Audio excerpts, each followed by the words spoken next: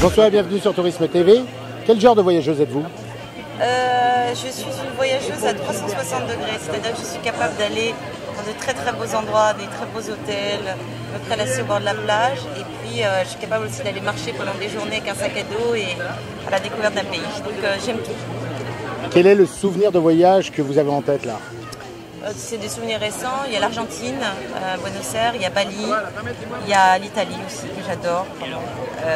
Voilà, c'est les souvenirs les plus récents, on va dire.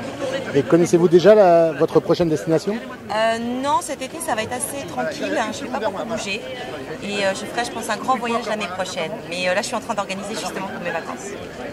Que représentent les Trophéminas pour vous? Écoutez, moi j'étais très flattée d'être parmi les nommés. Finalement on se laisse prendre au jeu, on se laisse prendre, voilà, on a passé plusieurs étapes, on est là. Je trouve que c'est bien de récompenser les femmes chacune dans leur domaine et puis que c'est l'occasion de découvrir de nouvelles copines. Donc ça c'est plutôt bien que ce soit des femmes qui sont dans catégorie business, sciences ou autres. Voilà, je trouve que c'est bien. Puis à l'initiative d'un homme, c'est encore mieux.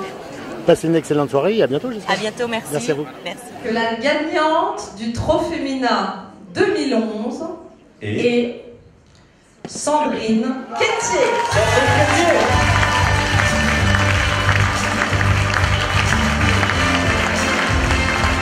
Sandrine Quétier, 2 litres de champagne, superbe trophée d'eau. Merci. Je ne sais pas si c'est plus mérité parce que franchement, voilà, moi je trouve qu'elles sont toutes exceptionnelles, donc je crois qu'on peut encore un peu les applaudir parce qu'elles sont, voilà, elles sont géniales. Et en fait, ce que vous ne savez pas, c'est qu'on part toutes aux Caraïbes, non, c'est pas ça? Voilà, Ah ben, je suis super surprise. Hein.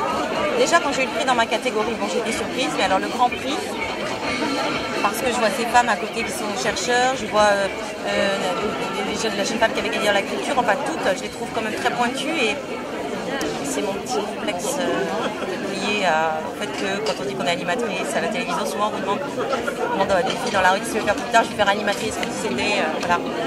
Et voilà, donc je suis très flattée et en même temps je le partage avec toutes les filles qui étaient là parce que c'est des sacrées bonnes femmes quand même. Est-ce que ça peut impacter un peu sur vos envies futures? Et puis peut-être justement cette prise de conscience que beaucoup de femmes aujourd'hui ont un parcours exceptionnel et qu'il faut peut-être le valoriser, pas uniquement à travers le Trophemina? Oui, peut-être davantage. J'ai déjà pas mal investi dans des associations, mais c'est essentiellement avec les enfants. Mais oui, si avec Femmes Actuelles, j'ai fait aussi pour les femmes remarquables aussi, oui. Enfin, je crois qu'il faut motiver toutes ces femmes. Moi, je vois Absatou qui a réussi quand même à monter un business elle a à peine 30 ans. Moi, je suis extrêmement admirative de ce type de parcours. Elle le mérite largement, le Trophemina. Effectivement, à un moment donné, il faut faire un choix. C'est toujours délicat. Oui. Une dernière petite question. Est-ce que professionnellement, vous pensez que ça peut vous apporter un petit truc? Écoutez, là, je dois vous dire que j'en sais rien.